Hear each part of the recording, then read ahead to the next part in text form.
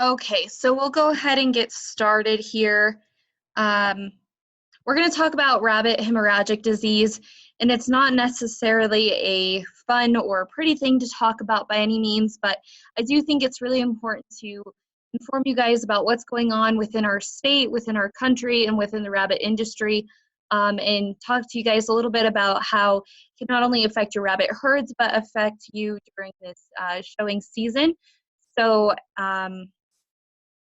I guess I thought it was kind of important to start off with talking about the history and origin of rabbit hemorrhagic disease. So, rabbit hemorrhagic disease is caused by a virus. And I know we're all hearing a lot about viruses right now, but it is important that we learn just a little bit about this specific virus and the specific viruses that cause this disease.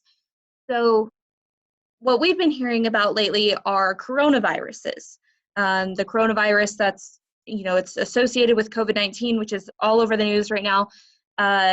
What we're talking about today is a Kaliki virus, so they're both viruses. They're just different types of viruses. They interact differently in the body. So they're, just to clarify, both viruses, but different.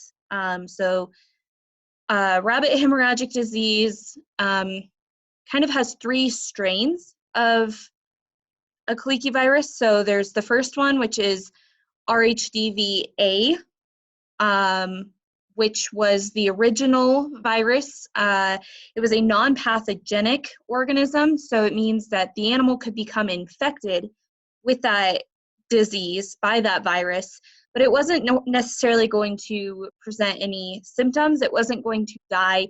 That virus just kind of was in the animal's body, used it as a host, but didn't necessarily harm that animal. And then from that organism, we saw two main mutations, which we're going to talk about those two strains of virus a little bit more than RHDV-A. But from RHDV-A, we saw two mutations, RHDV1 and RHDV2. So the organism that is associated with the current outbreak is RHDV2, but it's still important to learn about RHDV1 so that we can kind of distinguish the difference between 1 and 2, because you'll hear about both in the news lately. They're kind of, people use them, it seems like to me in some sources that I've used for my research, that they use them interchangeably, and that's not the case. They're separate. So I just wanted you guys to understand a little bit more about RHDV1 so that we can separate it from our discussion when we talk about RHDV2. So RHDV1 is, we'll call it the first mutation of RHDV-A, and it was first diagnosed in China in 1984. So that doesn't mean that's where it originated from, that was just where it was first diagnosed. We actually don't know the origin, or I couldn't find the actual origin of this disease. I could only find where it was first diagnosed. And it did have a pretty big effect on wild rabbits within China and in parts of Europe.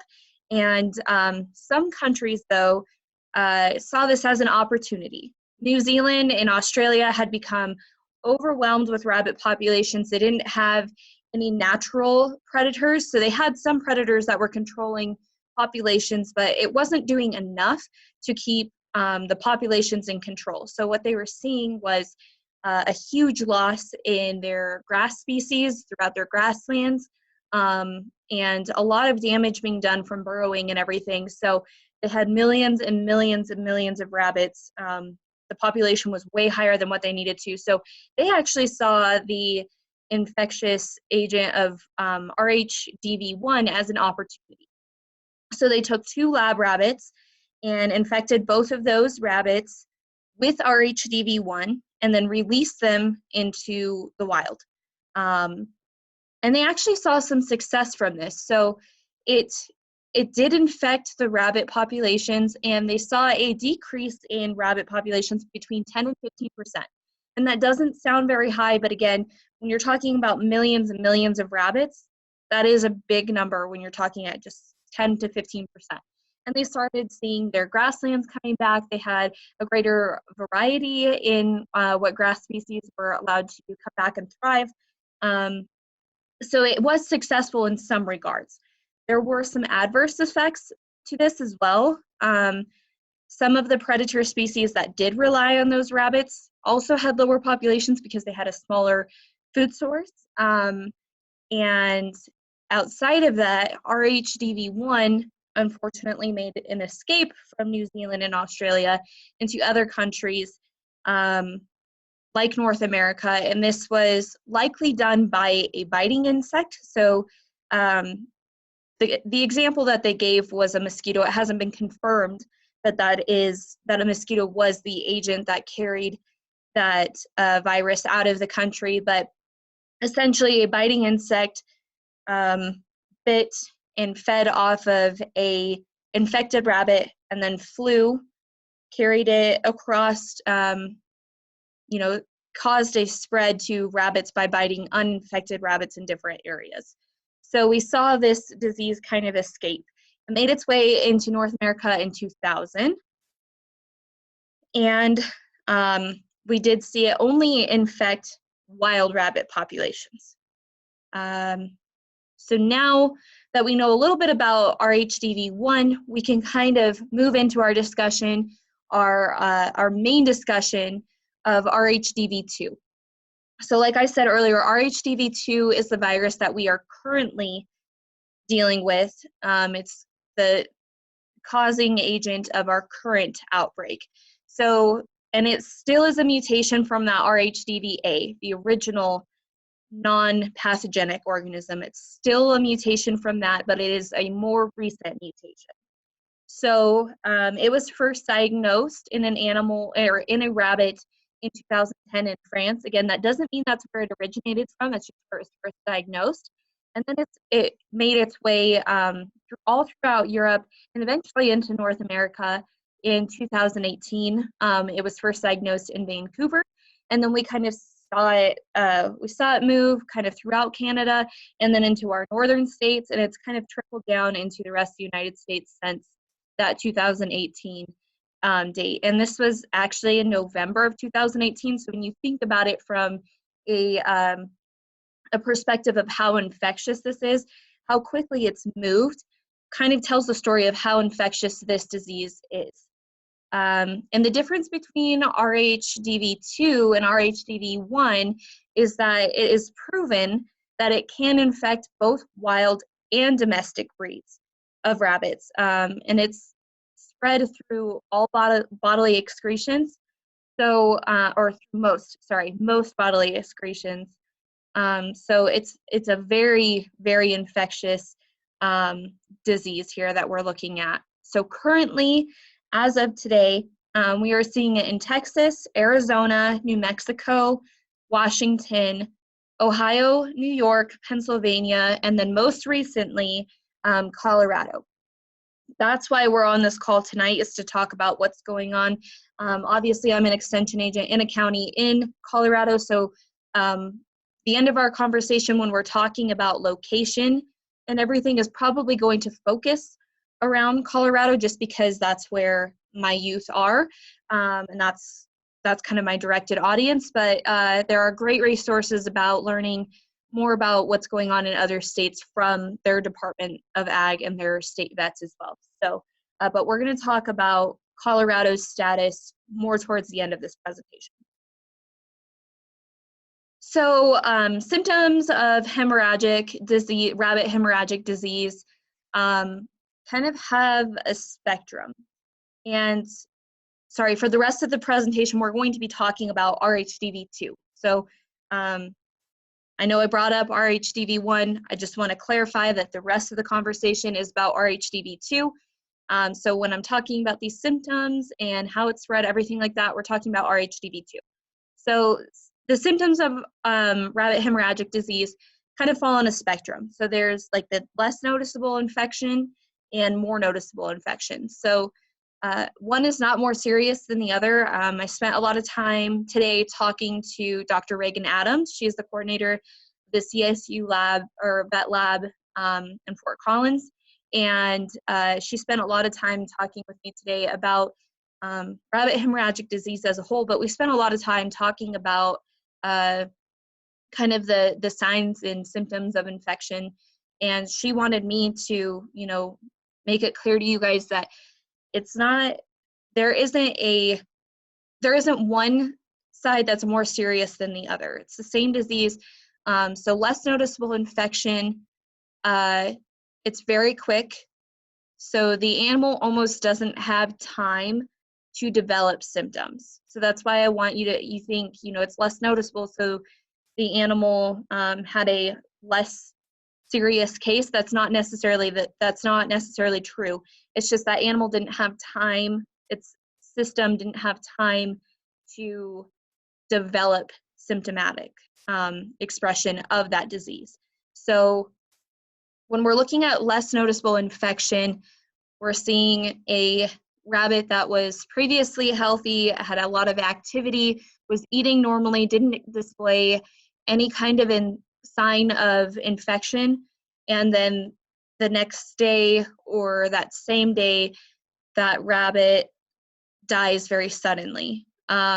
Or you have multiple rabbits that die very suddenly that they all appeared to be healthy. This is common with this disease. It's not more or less common than the more noticeable sign of infection, but it is common. So it does happen, and you know, there is some challenge behind this type of infection because it's a little bit harder to distinguish if it is RHD or if it was another factor that caused that rabbit to unfortunately die suddenly. So on the other end of the spectrum, we have the more noticeable sign of infection. So you're going to see a lot more symptoms on this end of the spectrum here. So we're going to see rabbits that have a lack of appetite, less interest in food. They don't get up and get excited when you're coming with their food dish. They're kind of less interested, and they're maybe not finishing their food rations that you give them when they normally would have.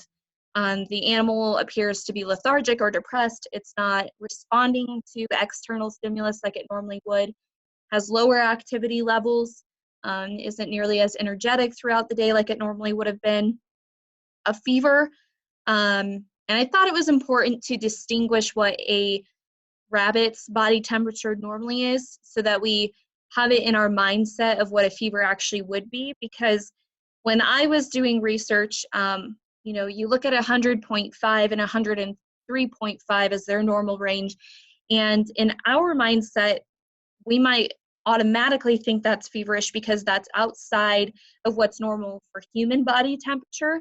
So I thought it was important to include that that is what is normal. So if you get beyond that 103.5, that's when you're looking at fever.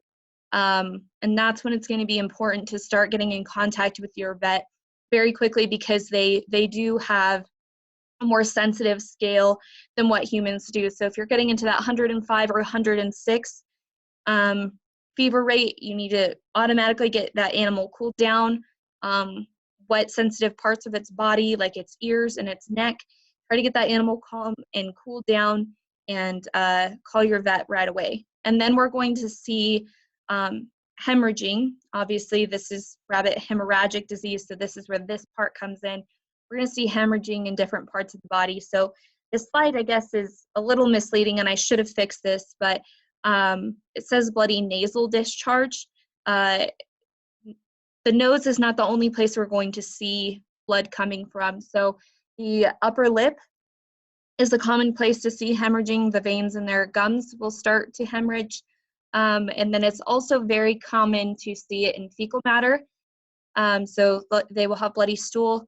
Some sources, not all the sources, some sources said that bloody urine was also a symptom of this, that they will deposit blood through their urine, but there were also some sources that did not. But if you are seeing it come from their nose, their upper gums, and through their fecal matter, that's kind of a big flashing arrow that you're looking at RHD. And then alongside that, you'll also have the symptoms of organ failure. So jaundice, the whites of their eyes. If you pull that eyelid back and you see that the whites of their eyes are very yellow, that's what I'm talking about with jaundice. Respiratory distress, having a hard time breathing. They're very labored in their breathing and slow in their breathing. Diarrhea associated with that would be weight loss, and then bloating, and ultimately the end result is death. And I want to express to you guys that this disease is very fatal. It's very contradicting to find actual numerical figures to support that claim. Some sources will say 65%. I know that other sources are saying more like 95 to 98%. And because it's so new, we don't have exact figures as to what that is, but highly, highly fatal disease, highly infectious disease that we're looking at. So like I was talking about, it's highly infectious. So let's talk a little bit about how the virus is spread. So the animal ingesting any kind of contaminated food or water, that's a source of contamination. And when I get into talking more about biosecurity, I'll explain a little bit more what I'm talking about when I'm talking about food and water specifically. Having contact with infected rabbits, this means living or deceased. So if you have a new rabbit that you bought for a breeding rabbit, let's say, they're going to be your new breeding rabbit project, and you go and you buy them from a different county, you bring them home, you put them in a pen. They are unfortunately infected and they're touching noses through a cage. That could infect your other rabbits. Or let's say on the other aspect, a deceased rabbit. An example of this contamination could be if you have a wild rabbit within your area that is sick and infected and unfortunately dies, and you take that rabbit off of your property, bury it somewhere, but then you set your playpen there and let your personal domesticated rabbits play where that deceased rabbit was, that could be a source of contamination as well. Giving your animal access to contaminated equipment is a source of, or a potential source of contamination. So using bedding, waters, food containers, or hutches that were at a facility that previously had reported or suspected cases, that's a potential source of contamination. And then having contact with common vectors. So I put humans on here, and I want to put a small little asterisk next to that if I could, just so that I can explain that a little bit more. So when I'm talking about humans, I'm not saying that humans can contract this disease and spread it to the rabbits. What I'm saying by this is that they can go and have contact with an infected animal, not wash their hands or their clothing, and then have contact with an uninfected animal, and therefore contaminate that uninfected animal. So when I'm saying that a human is a vector, I'm not saying that it is through them being contaminated and having the contagious disease. I'm meaning specifically that they, through handling the animal, will transmit the disease. And then biting insects, like I said on the first slide, mosquitoes or flies are thought to be one possibility of contaminating and spreading the virus to other uncontaminated rabbits. And then predators, so predator fecal matter, so like let's say hawks. Hawks are a predator of wild rabbits. A hawk goes and eats a wild rabbit that was infected, and the fecal matter from that hawk ends up on your property. Your domestic rabbits, somehow through a playpen or something like that, have access to the site where that hawk left its fecal matter. That is a potential source of contamination. And then I guess a lot of people's minds are probably going to say, Well, this is simple, Jessie. Let's just give all these rabbits vaccinations and we'll be good to go, and we don't need to worry about it. We can end this talk 20 minutes early, and that's that. And I wish it was that easy, but currently it's not. So the only vaccine that's available for rabbit hemorrhagic disease comes from Europe, specifically France, and it's not yet approved by the FDA in the United States. So I can tell you that after talking with Dr. Reagan Adams today, she did tell me that there are veterinarians throughout the states that have had positive cases that are applying for the vaccine, but it is a very long, time-consuming and difficult process, and there are many steps, a lot of paperwork to be filled out.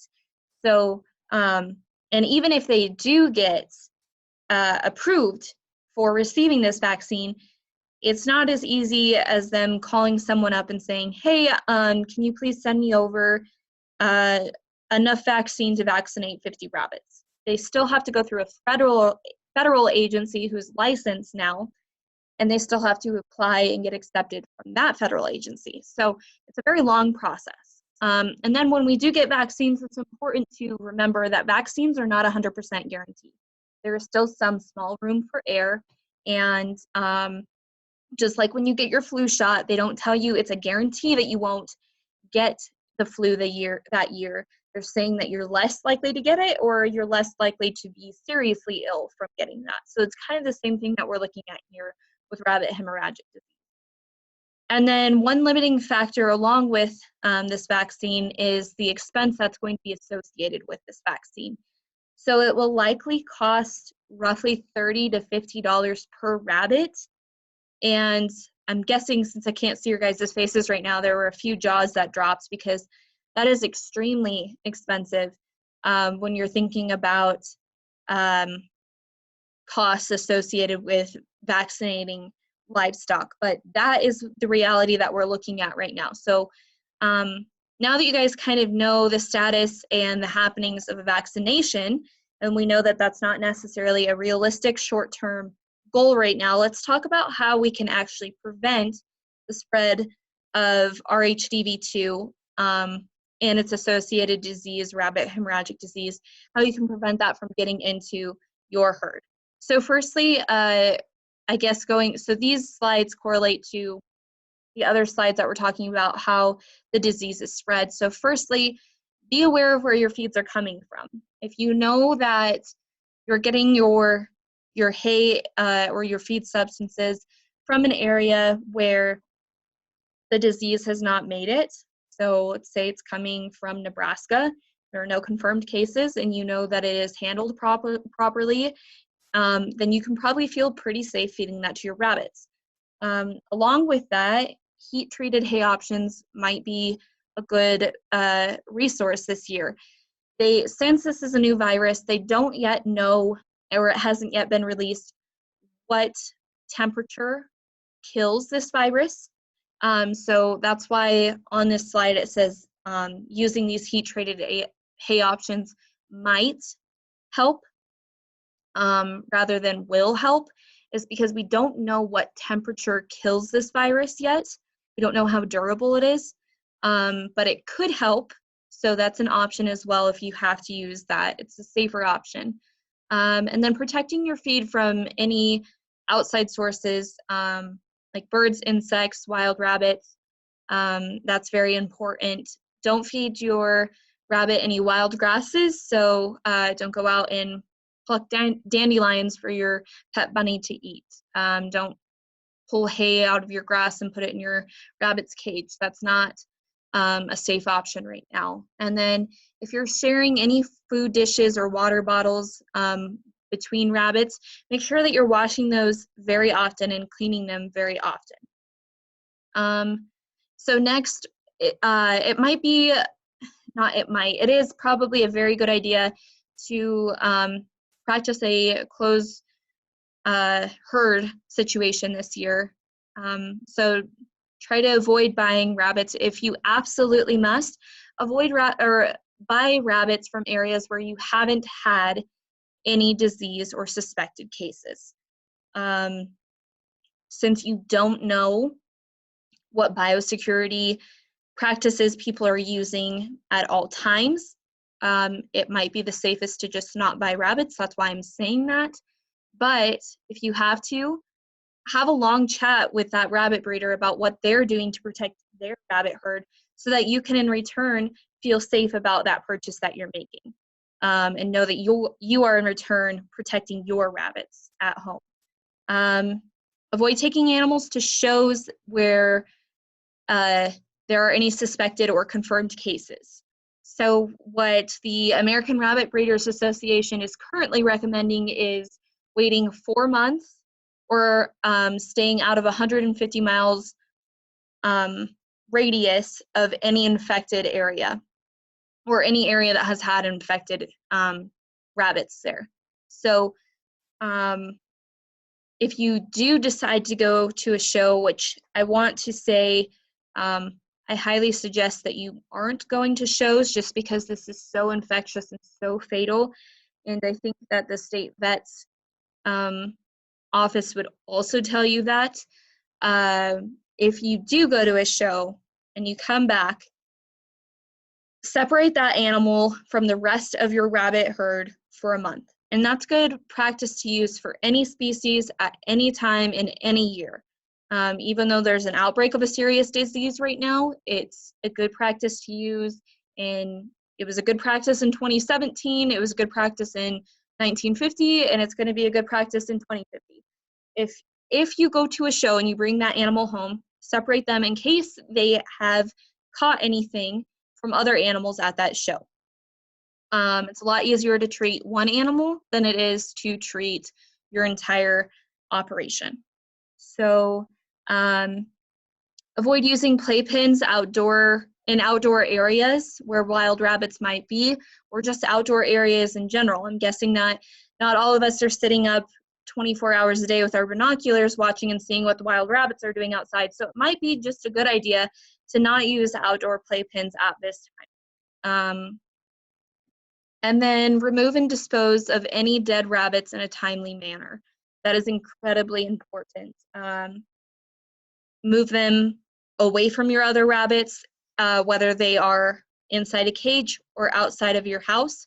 It's just good practice to use at all times as well. And then if you guys can, house your rabbits indoor. I know that's not an option for everyone, but if you have the possibility and you can move just a few things around and make that possible, that is a very safe option. And if you can't do that, keep them high off the ground. Don't give them access to the same grasses or any nose-to-nose contact with that wild rabbits could create. And then disinfect your equipment frequently. And we'll talk about disinfection, I think, after this slide. And then if you're buying used equipment, again, I would suggest that you don't during these times, but if you have to and that's your only option, or you think that is your best option at this time, wash and disinfect that equipment very thoroughly before you're introducing your rabbits to that equipment. And then, like I was talking about with humans being a source of contamination or a source of infection, good ways to avoid that: wash your hands before and after you handle your rabbits, and before you go in between different cages.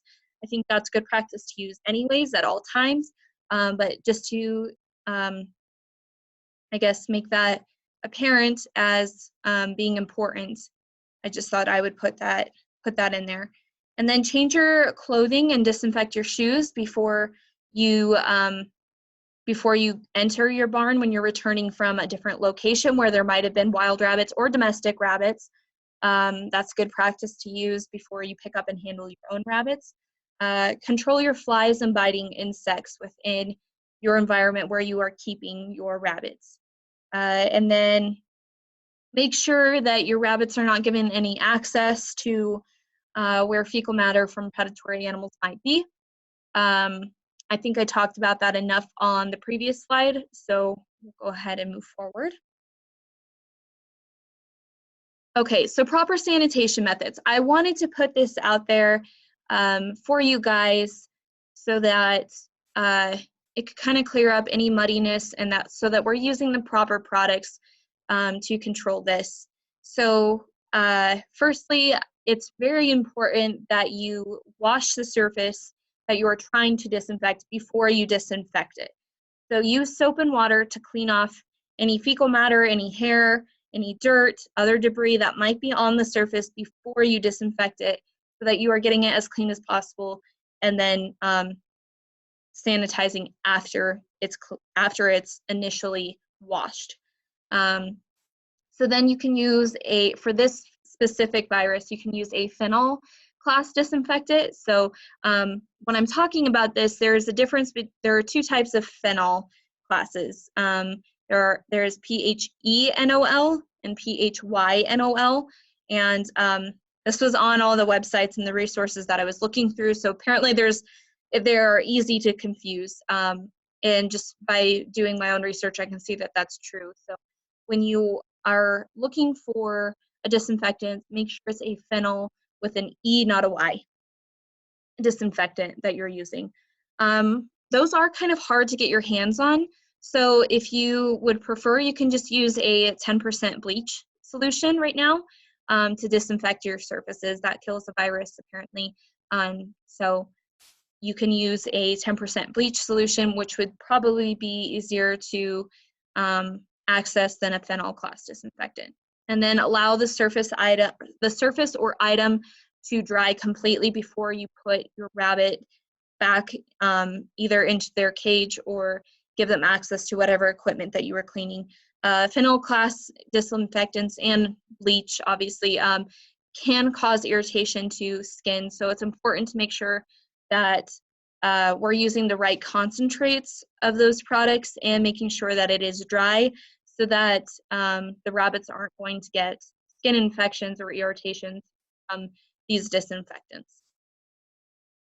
And then, so next, what do you do if you suspect one of your rabbits has been infected with the virus that is associated with rabbit hemorrhagic disease?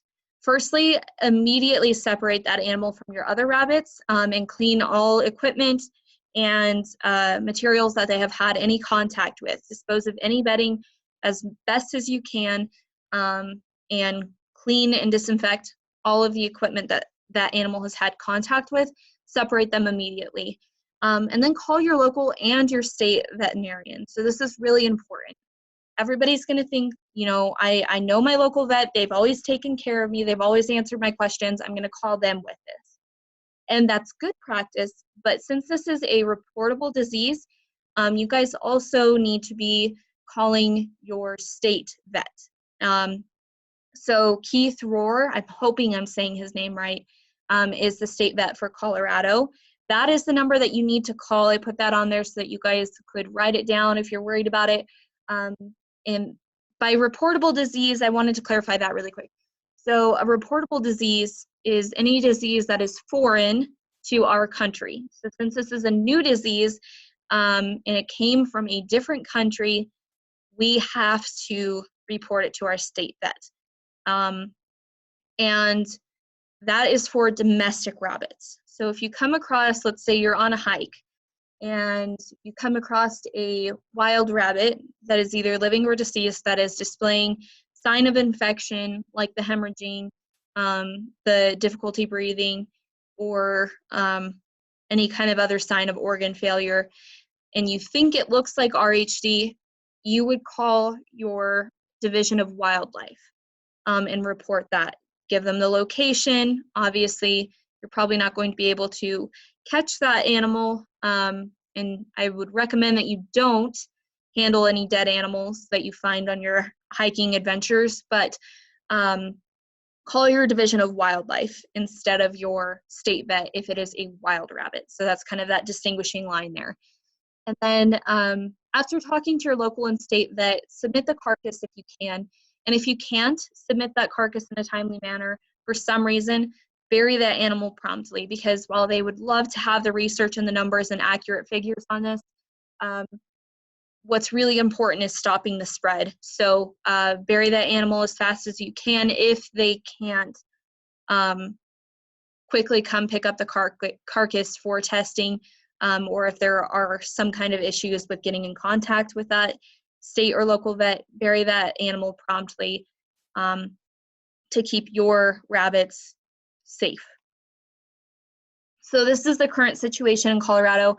So the map on the right hand of the screen is highlighted with 3 counties. Those are the 3 counties: Alamosa, El Paso, and Prowers County, Prowers County are the 3 counties that have positive cases of rabbit hemorrhagic disease. So right now, all we are seeing are wild rabbits. So we have not seen any domestic rabbits come up positive for this disease. I can tell you that in El Paso County, they have had a suspected case of a domestic rabbit, but that carcass was disposed of before proper testing could happen.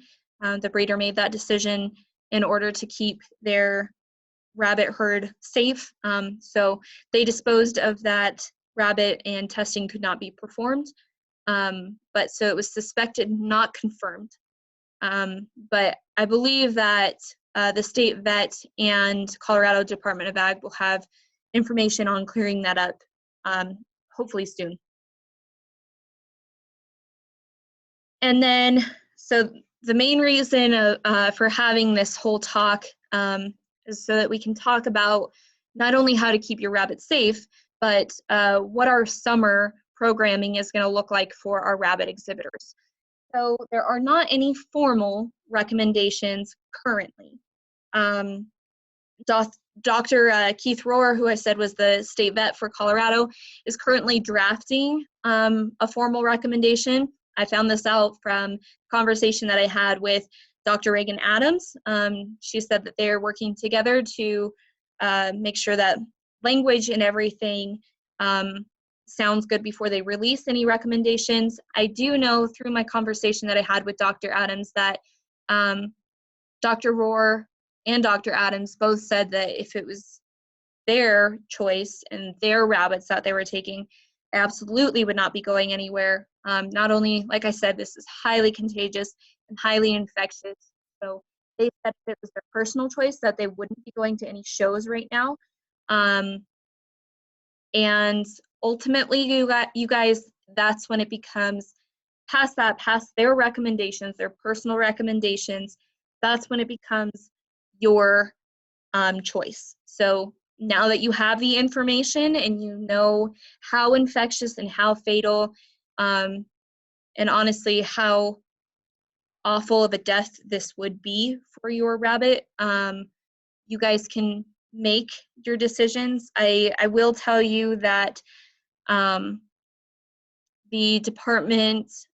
Colorado Department of Ag has reminded people that this is not only a reportable disease, but because it is so infectious, that infection of one animal in a herd will result in the euthanization of all rabbits within that herd. So realize that when you're making these decisions, and I know that's bleak, and I'm sorry, but when you're making these decisions to go to these type of shows and these fairs and events this summer, or even your showmanship practices or your meetings, everything like that, when you're making a decision to go to those type of events, realize what you are putting at risk, and if you feel that you are going to take proper measures to protect your rabbit and you feel that you are safe in doing so, then no one is going to, as of right now, no one is going to stop you.